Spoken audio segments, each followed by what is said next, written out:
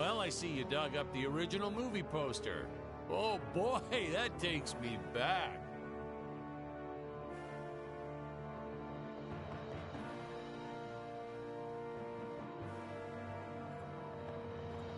Hey, is this thing on? Can you hear me all right? Yeah, all good. We digitally cleaned up the old 35 millimeters. Much nicer now, huh? Yeah, well, actually, I hadn't noticed. It looks all right.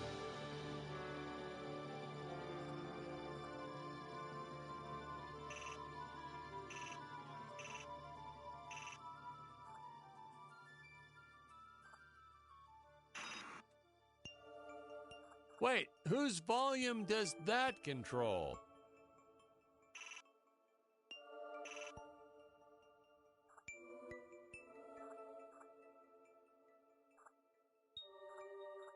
I can never figure out all these DVD options. I tell you, watching movies has become complicated. The pause button, I know that one.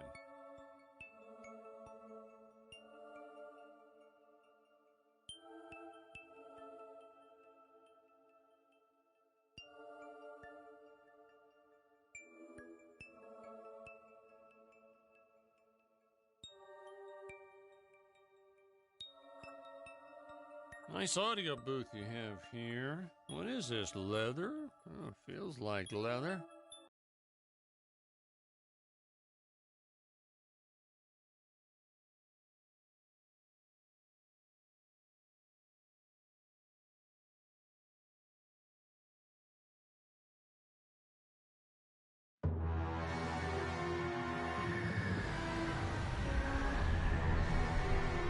Hello, Dan Smith here. I directed this film back in, well, it feels like a century ago. Yeah.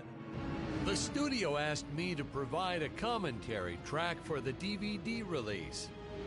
And wham! Straight into the action. No fluff or anything. That's what we did back then. Crash-landed ship. Out pops our hero, the fearless Dick Starspeed.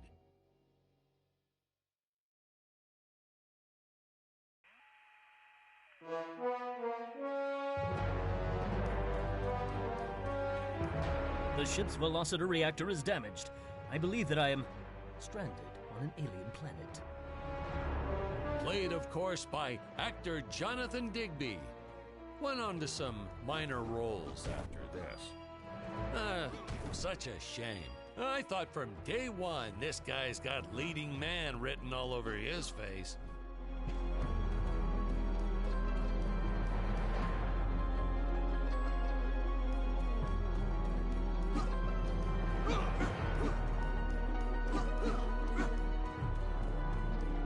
I'm often asked why Dick breaks these boxes. He actually ad-libbed it. I told Jonathan, always keep things exciting.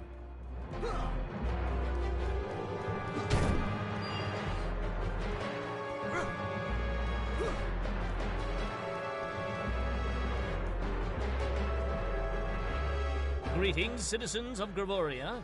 I am Dick Starspeed, and I come in peace. Probably shouldn't have had Dick draw his weapon when he was talking about peas. Well, maybe one day we'll go back and CG it into a sandwich or something instead.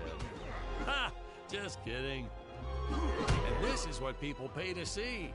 A no-name middle-aged B-list actor duking it out with stuntmen in costumes. Such stunning choreography. And the extras in those robot suits really knew how to take a punch. Oh, literally. I told Jonathan not to hold back. Give it all to him. Kick him in the nuts and bolts. And I know what you're thinking, but don't worry. We handled it responsibly. We made them all sign waivers not to sue for injuries.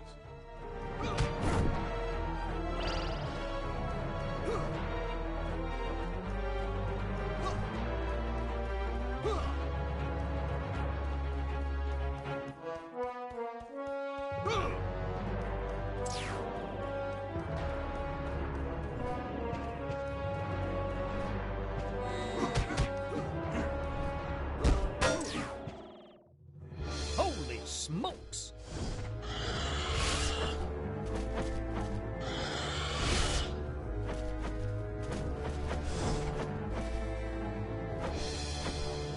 If I land squarely on that grain silo, I should survive this fall unscathed. Well, I shouldn't say this now, but you could actually see the strings if you squinted hard enough.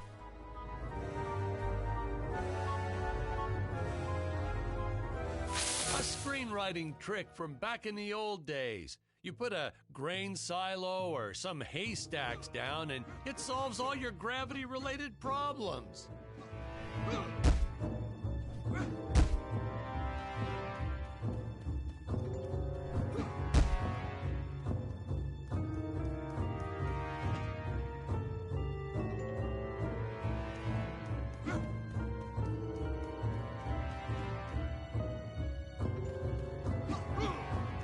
It appears some of my equipment was lost when my ship was shot down. But what luck!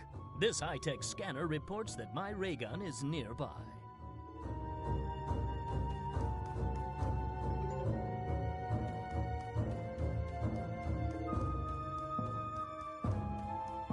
Ooh, the fearless sea monster, always patrolling the shore, eagerly awaiting for his next meal.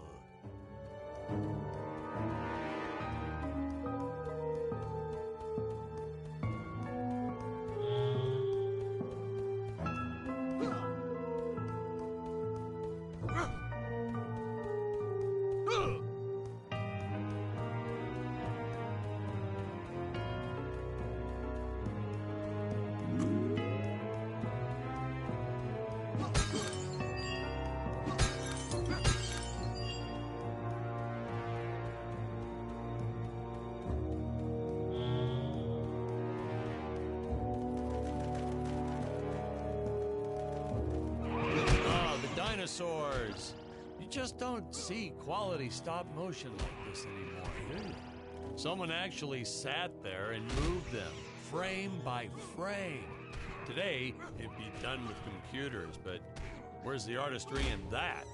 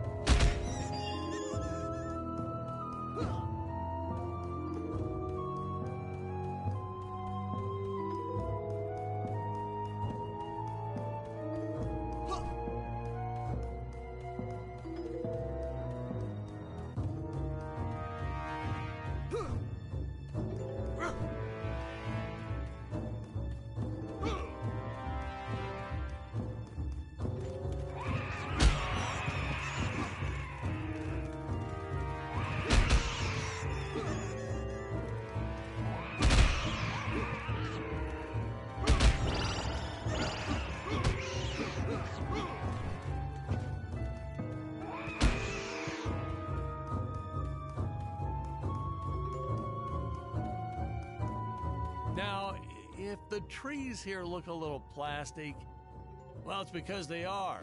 I took them from the set of my last film, Vampire Island 2.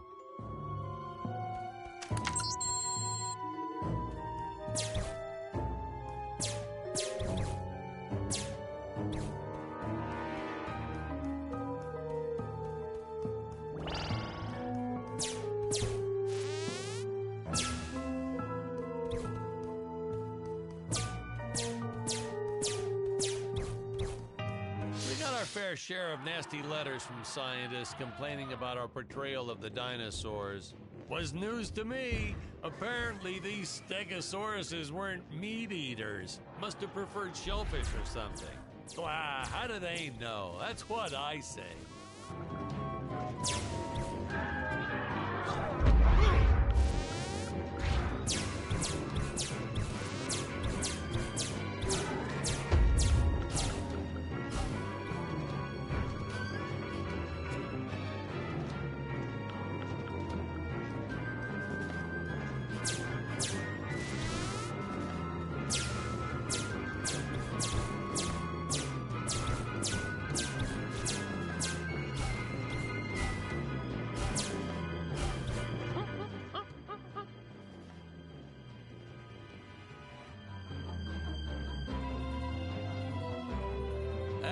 usual, the local population is defenseless. That's where our hero steps in and saves the day.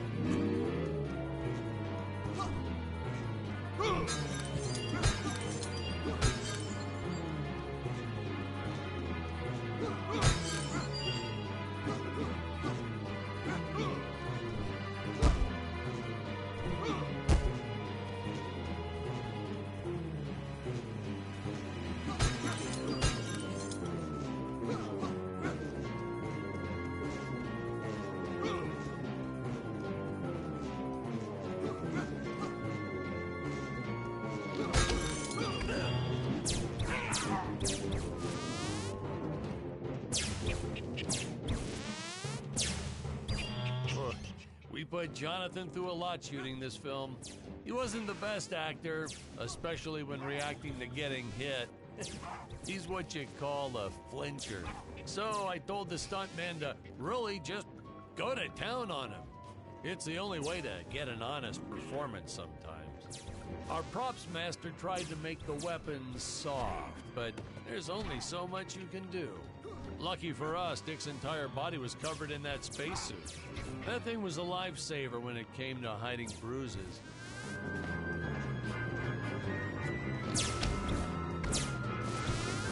How curious. They dissolved into what appears to be gold.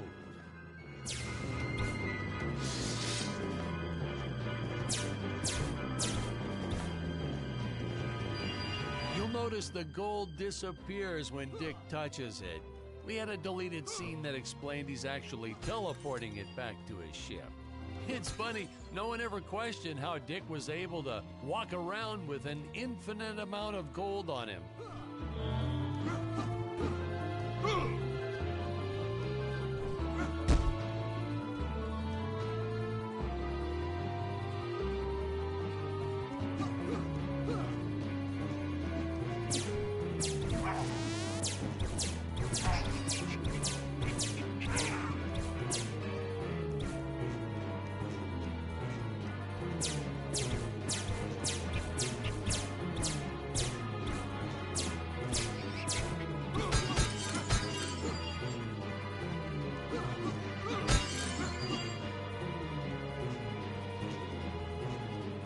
We had to redo these shots. Our first attempt was kind of a disaster. We tried using real apes, thought it'd cut down on the costume budget a bit. But have you ever tried working with apes? They are the worst actors ever. They don't sit still for a moment, and the second you take your eyes off of them, they're flinging their feces all over the place. Jonathan refused to work with them after he got well, let's just say that he had to take more than a couple of showers one day. You know, you never forget the smell of monkey poo. We steam cleaned the studio top to bottom. Still never got rid of it entirely. All through the rest of the shot, we kept finding those little surprises hiding inside various props. Boy, were those the days.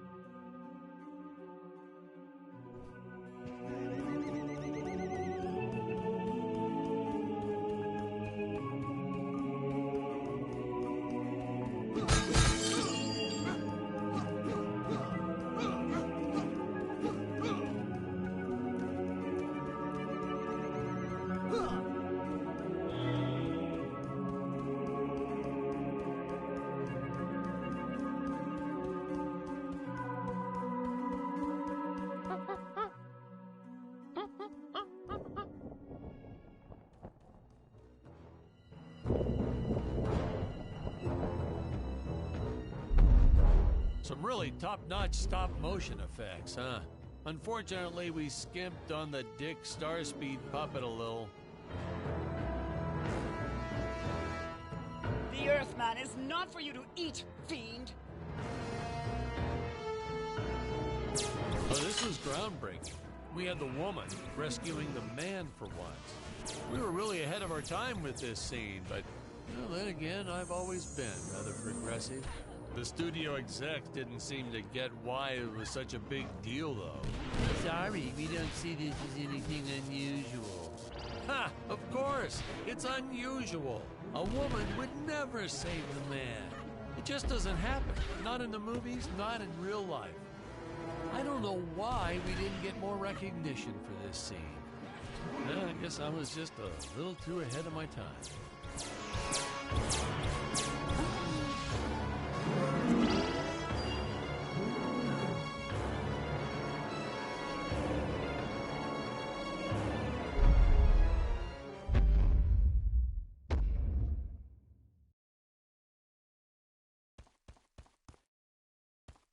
We're supposed to be seeing Dick and Scarlett's first dialogue scene here.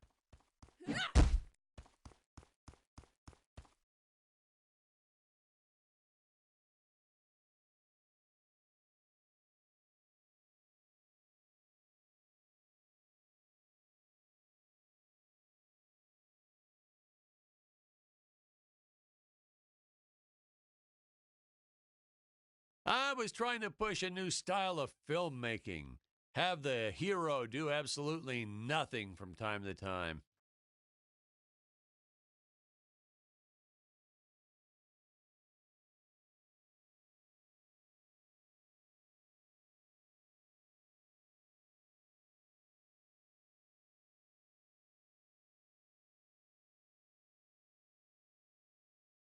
These nice still shots are great, aren't they? Just hold still, leave the camera way back like that, admire the music and the set pieces.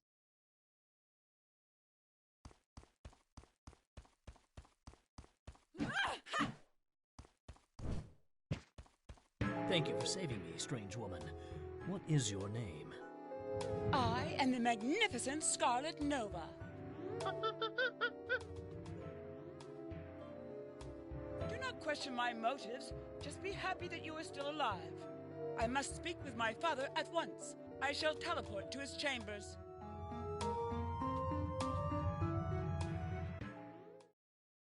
So we'll be seeing our first example of teleportation being used by Scarlet right here.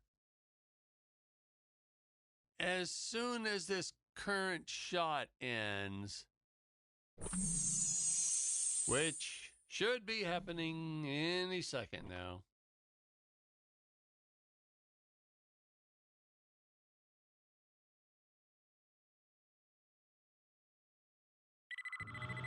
Huh? Where is this place? This is not my father's chambers. You have disobeyed me for the final time, Scarlet. Enjoy an eternity in the Tower of Eternal Solitude. For all eternity! The old fool did not notice I am wearing my jetpack.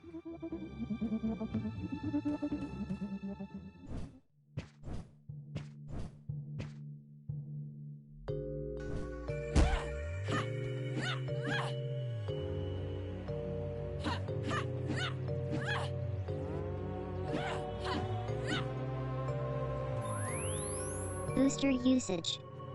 Jump. Wait. Wait. Use booster. Survive deadly fall.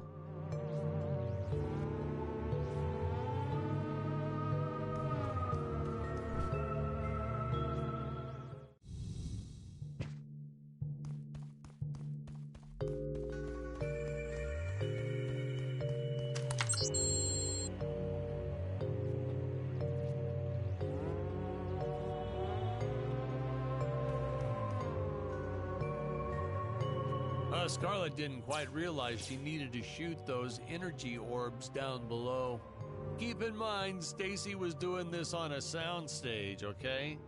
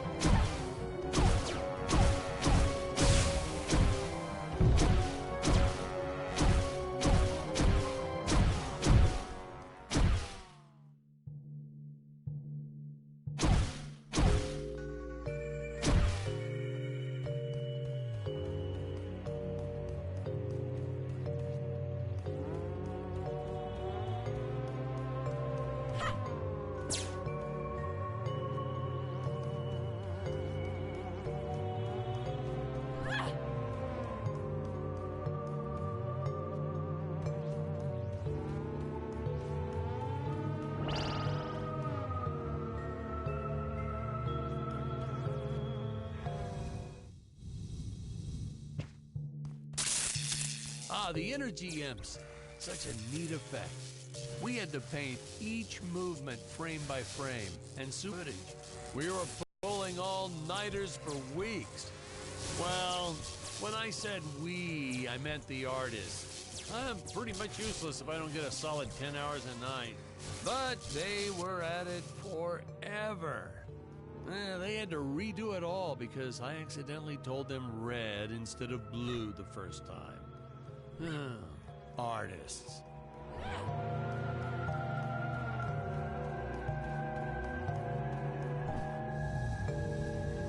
I designed this creature to reflect the human condition. Always hungry, never satisfied. The bottomless pit of the beast's stomach. I don't know, you say stuff like that in interviews and your film always wins awards. Curses! My father revoked my access to the teleport terminals. I shall only be able to utilize the ones I activate manually.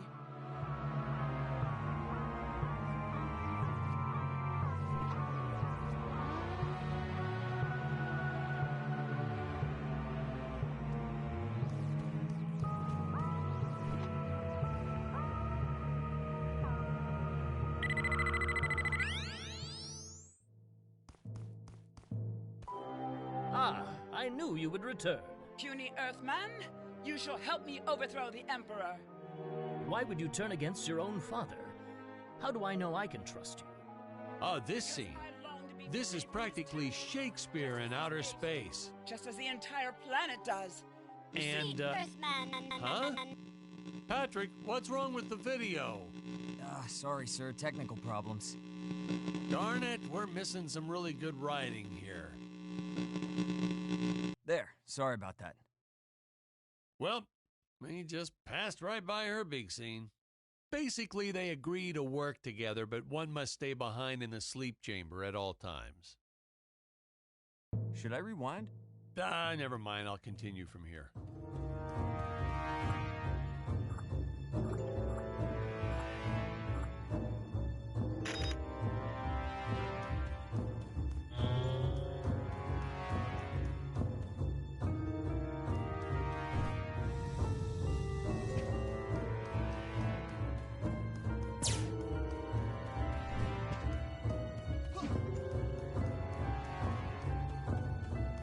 Right from the start, our budget was a little tight, even by standards back then. To make do, Tony shot a couple scenes in black and white. Originally, he intended to use it for flashbacks, but then I had to break it to him. Our film doesn't have flashbacks. We almost made it a silent film just to cut costs.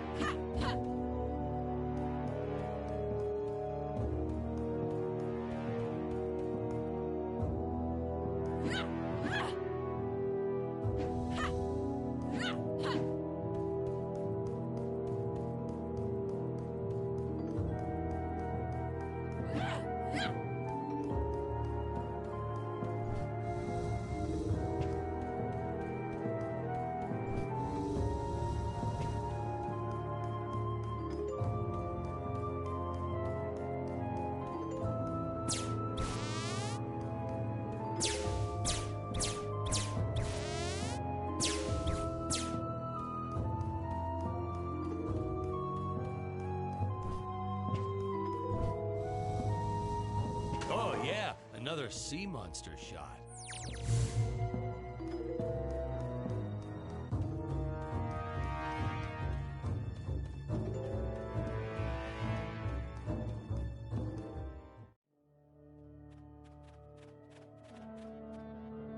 It would appear that now is the time for us to climb the Deadly Tower of Monsters.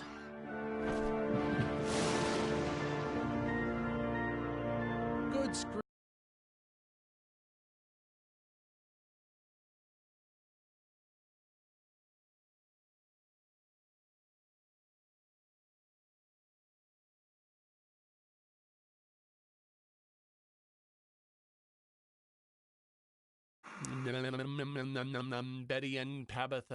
Betty and Tabitha travel to Tibet.